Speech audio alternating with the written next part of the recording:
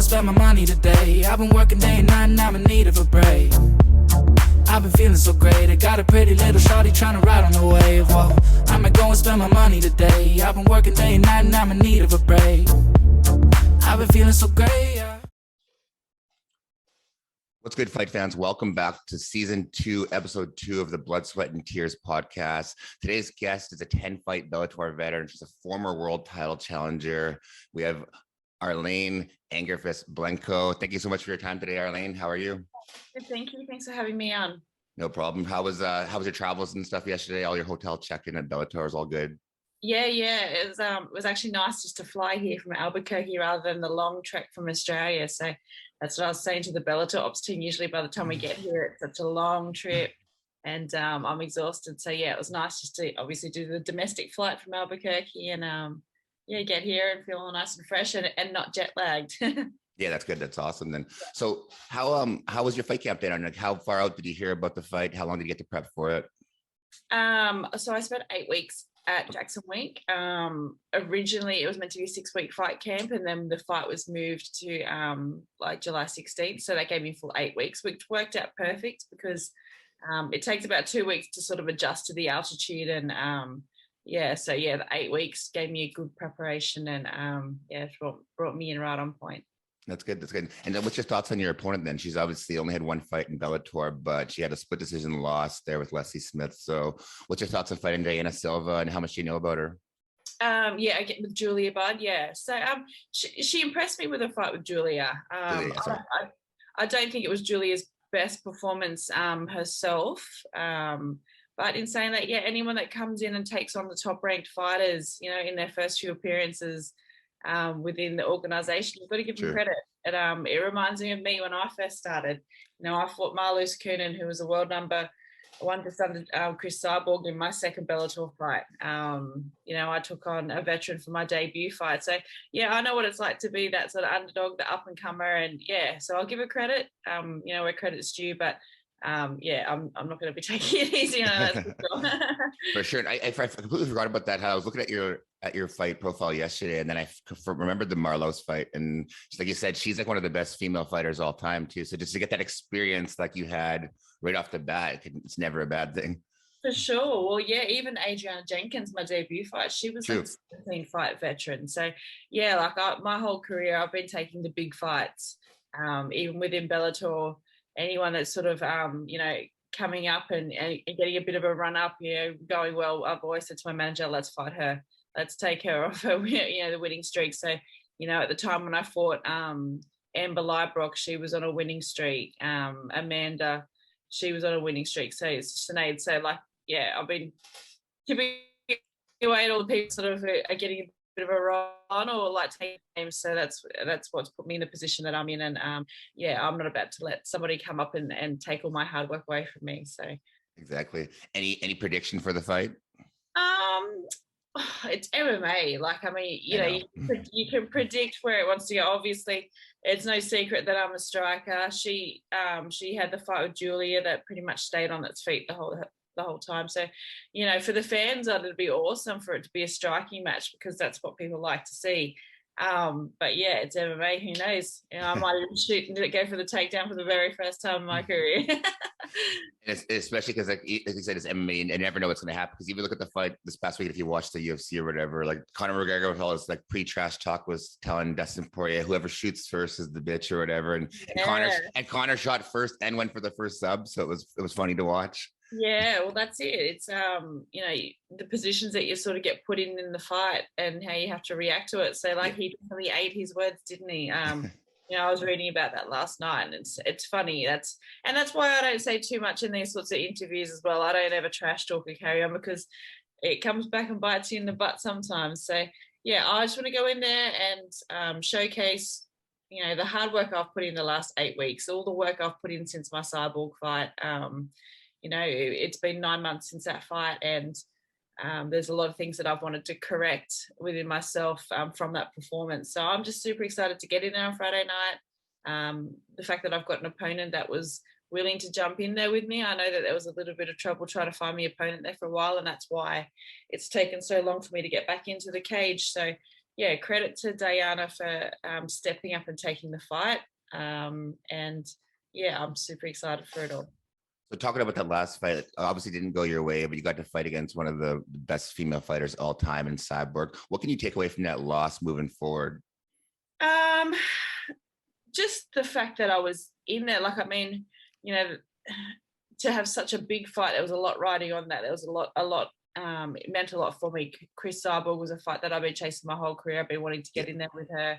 You know, obviously the shot at you know, the title. There was a lot riding on it. It was career goals, and I got in there and I felt super comfortable. Like, I didn't, you know, I wasn't a deer in the lights. I didn't freeze.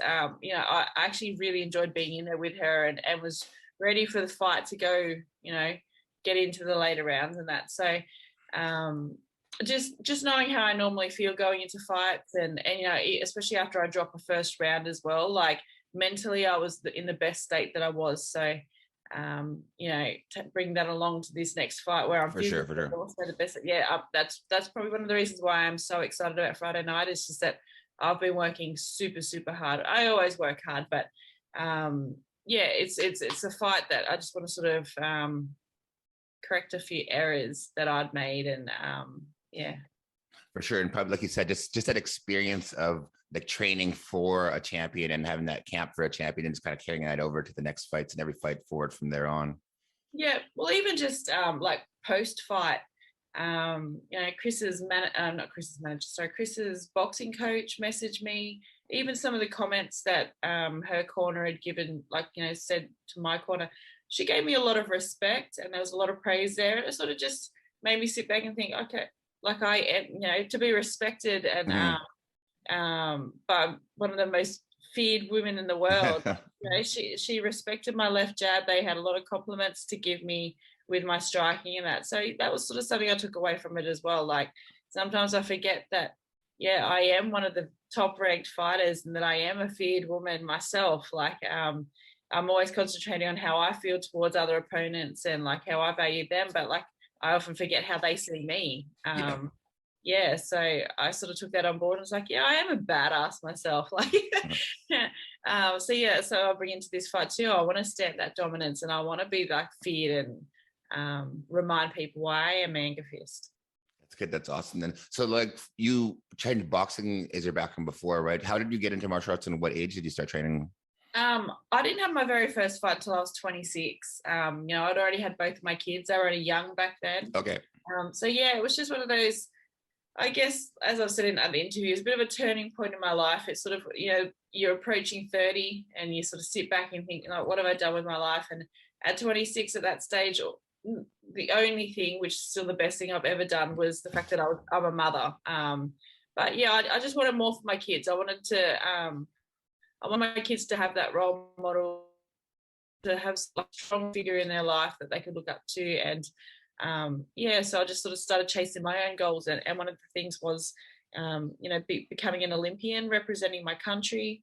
Yeah, and it happened that boxing got introduced into the London Olympics. And yeah, so that's how sort of my career started. I didn't represent Australia as an Olympian, but I represent Australia now here as the number 2 featherweight fighter in the world, and every time I step on the international stage, I'm flying that flag high. That's not too bad of of an accomplishment right there, you know. So did you have a favorite fighter growing up at all? A few different fighters, like you know, female aspect wise, early in my career, Holly Holm was like my idol. Just yeah, in the boxing world, and obviously then when she transitioned over to MMA, and then you know, all the success that she's had. But I just liked, just even from interviews, like the way she carried herself, and yeah, and obviously now the fact that like I go to Jackson's, I train, and like class Holly is one of my friends, like it's pretty cool. Like, yeah, so it's sorry. I was going to say that was kind of just like an affirmation to everything before, where of you just getting to be with Holly Holm and stuff like that. It's like you're just on that same level now, you know what I mean? Whereas before you kind of had other people on a pedestal, and now you just work so hard that you're there, you know what I mean? Yeah, definitely.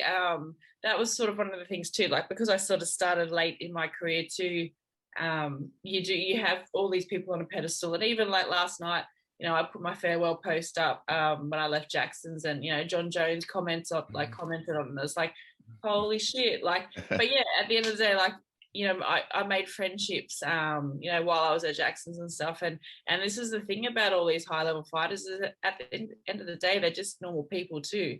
So, yeah, I've obviously still put them on pedestals. These guys definitely deserve to be on pedestals with their stuff, but they're also humans and friends. And yeah, it's pretty cool to be sort of amongst them.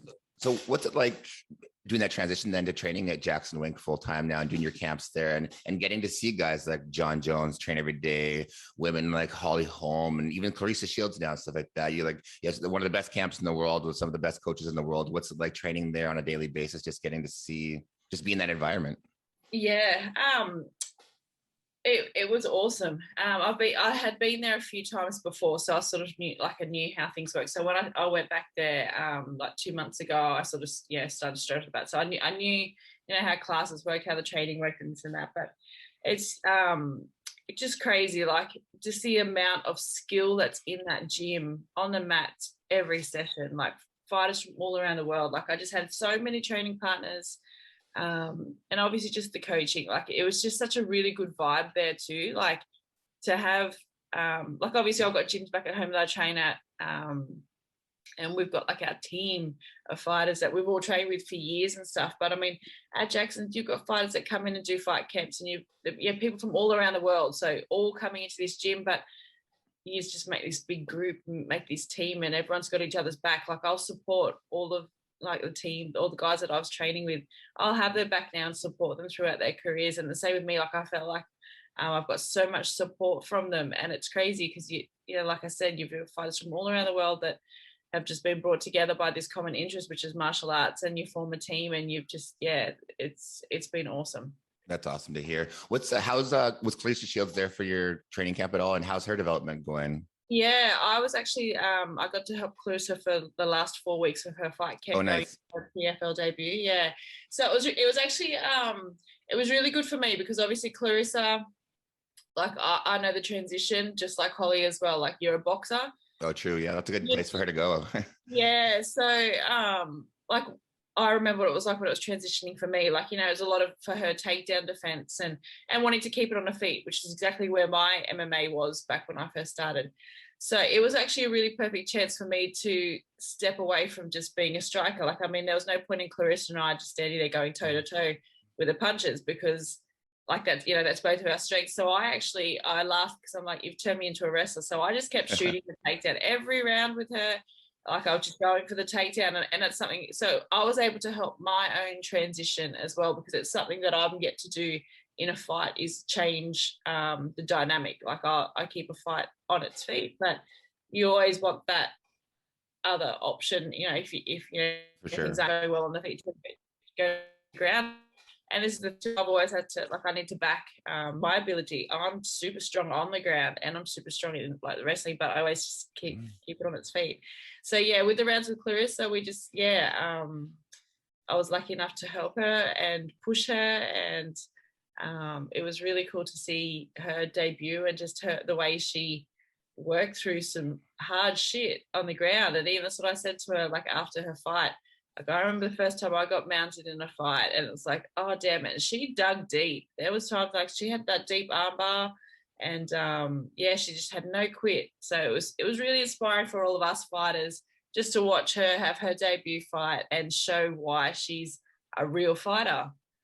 For sure, because like especially like you said, after those first 2 rounds, like for anyone who's especially come from a boxing background and you've been mounted and you just had no control, like when you're like literally getting physically dominated and you can't do nothing about it, and then to just like dig through and just to win a fight in that 3rd round on your debut like that, it was pretty mesmerizing. Yeah. Well, that's it. Like, and it's tiring too. That's what we were like. You know, she's not used to the 5-minute rounds too, and you train for them as much as you can, but like until you get in there. Like you don't really know, like, you know, how much energy, but she, pushed through. Her fitness was awesome. Her no quit, like, she was inspiring to watch, and I was grateful to be part of her camp. And hopefully there'll be future ones too that I'll be able to help her out with. So it kind of taps into the next question. Like fighting is obviously a very, very physical sport, but would you say the mental side is equal or more important? Oh, 100%. Equal, yeah, equal, and as if not more important. There's been times throughout my career where my mental, like I've let myself down, and that's why it's been probably since my last fight with Julia Budd. That's where I went back to the drawing board and really started working on my mental preparation and practice going into fights. I started working with a hypnotherapist a few years ago, which really she helped tap into my subconscious. And now I actually work with a sports psychologist at Jackson Wink. We started working together during the Cyborg fight camp, which went for about 8 months before the actual fight. So when I say fight camp, it was more that we worked together pretty much all of last year, and then it was actually really good to work with Doc in person this fight camp, because I was obviously at Jackson. And he was awesome. Like, even he'd rock up to my sparring sessions and just sit there and he'd watch and just obviously see where my mental state was going into the sparring sessions, and then afterwards we'd sit and talk about it. So it was really good to have him there in person working with me. And so since you started working on that mental side of your game, have you noticed a big difference in your game and in your training and stuff like that? Can you push yourself more? And not so much just push myself more, but just I'm just enjoying things a lot more too. Okay. I do this because I love it, and there's all this pressure that I put on myself, to perform, to not let people down. I've got a team of people, coaches, training partners, and that. But at the end of the day, we all do this because we love it. So I feel like I just am just a generally happier person, like in training, like I'm there to enjoy it. Obviously, definitely still very push myself. That's never been an issue though. Like I've always been a hard worker, and if not, I've worked too hard and I always get told to pull back. But just the enjoyment and the excitement of it. And that's coming into fight week, enjoying all of this. It's Monday, Friday night I get to put on a show and showcase all of my hard work, and Doc's brought me in mentally excited and ready for that.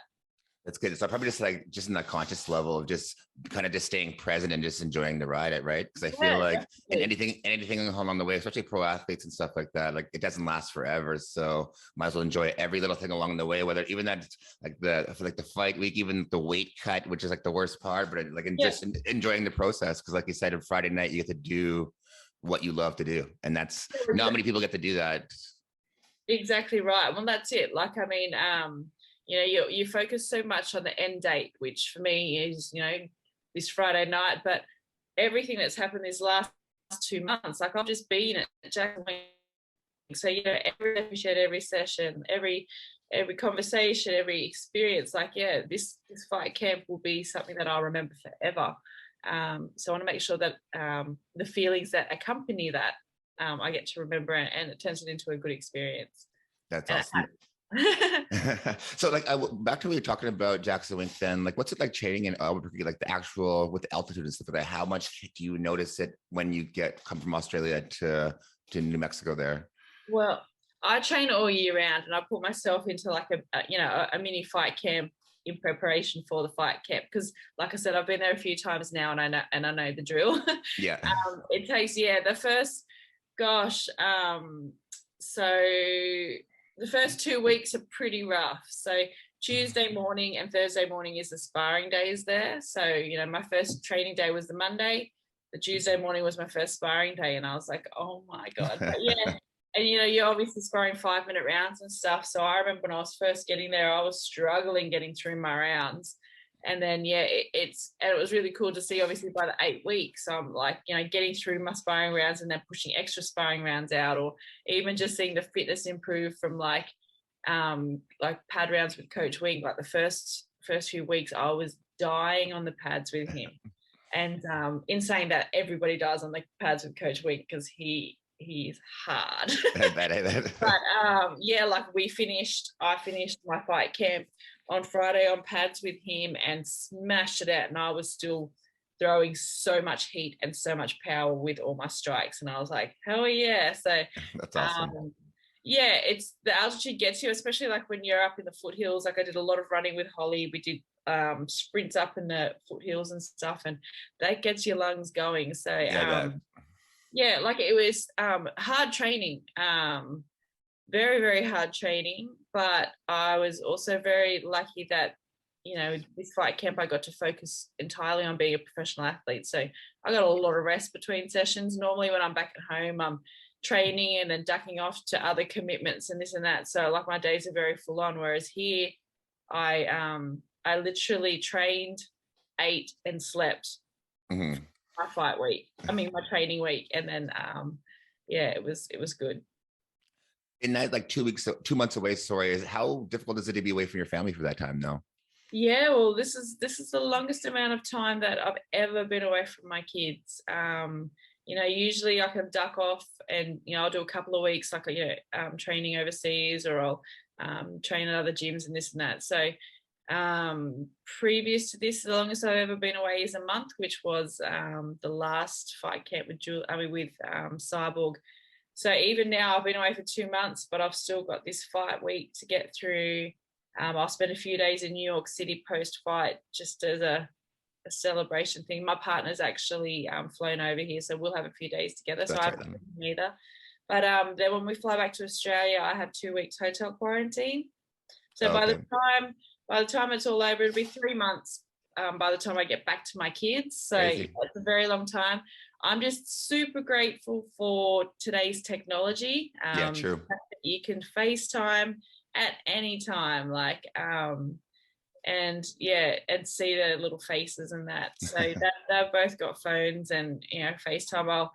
And it's so funny because I guess they just know the drill. Like the messages that I get, like, I'm still just their mum. So like, yeah, the text message, I'll look at it, it'll come through here. I'll be fast asleep and they'll be asking me some silly question about something, and I just sort of giggle because I'm like, you know, here I am over here in like fight camp, and yeah, I'm just their mum. That's awesome. Yeah. So you're living your dream right now as a professional athlete. What advice do you have out there for anyone who's chasing their own dreams? Do the hard yards, keep working hard. I feel like I've noticed, like, seeing a few fighters up and coming, everyone sees us, like, this is the thing. I actually still work a job when I'm at home. I quit my full-time job after the Cris Cyborg fight, but when I'm back at home, I'm mentoring and I'm still coaching. So I've got income coming in and I'm working and focusing on other things outside of fighting as well. But back when I first started, like early in my career, like there were some hard yards. I was going, like Holly and I were talking about this the other day, going from work and then going straight to training, or going from training straight to work and this and that, like just how hard those early days were. But yeah, you just got to be willing to work hard, like, and not make excuses. So and yeah, just keep training like you're always the underdog.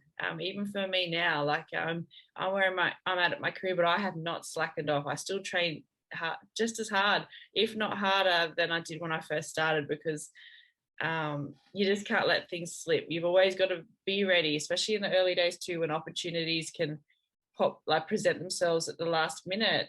You don't want to not be able to take those opportunities because you're not ready. Like I took 2 world boxing title fights on a week's notice, and the only way I could do those 10 rounds is if I was ready, you know what I mean? So like I went in there and I won all 10 rounds, but just stay hungry, be hungry, and work hard. Awesome. Thank you for sharing that answer. I got one last question before you go here. After all the blood, sweat, and tears, what do you want to be remembered for? Being real.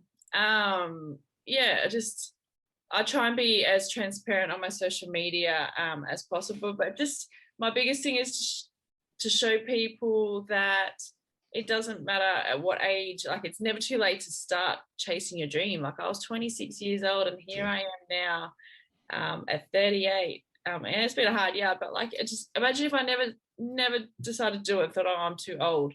All of these experiences that I would have missed out on. I want to be remembered for someone that inspires people, motivates people, and shows them that anything's possible. Just give it a go. Well, thank you for sharing that answer, because after just talking with you for half hour, you've already been inspiring to me, and just everything you said right there, you already manifested that. You put that energy out into the universe. So I have no doubts that you will be real. And after sharing the time with you, you're very real in my mind. So thank you again. If you have anything you want to say to kind of any sponsors, friends, shout out to anyone before you go, or social media, Mike's yours. Definitely. I've got a handful of financial sponsors that have gone above and beyond yet again. They have throughout the years. They dug deep last year with the Cyborg fight, in the midst of a economic catastrophe. And they've done so again to obviously allow me to be here in America for the last 2 months. So Muscle Bros, Glass Fencing, Being Bougie, Resolute TV, Compliant Cladding Victoria, Three Kings. You guys are awesome. I wouldn't be able to do what I do without you, and I appreciate you. Well, thank you to your sponsors too, because fight fans enjoy watching you fight. So if they're the ones that get you to that cage, then well, thank you to them as well. Thank you. And thank you so much for your time today, and good luck this weekend. No worries. Thank you very much. No problem. Enjoy your fight week. Thank you. Bye. Ciao. Thank you, fight fans, for that interview with Arlene Blencowe. She fights Friday night against Dayana Silva. Make sure to tune into that. Thank you for your time today. I have Hannah Goldie for my next interview, and then Adrian Yanez after that. Thank you, fight fans. Take care. Have a good day.